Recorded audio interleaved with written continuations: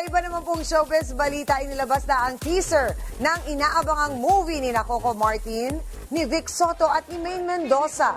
At yan ay ang Jack M. Popoy, The Police Credibles. Gaya ng role ni Coco sa ABS-CBN top rating serye na FPJ's Ang Probinsyano, gaganap din siyang pulis kasama sina Bossing at Maine.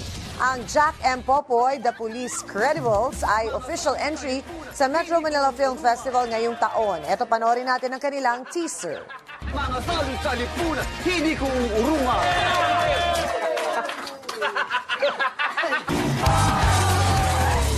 Mga salit-salipunan, hindi ko...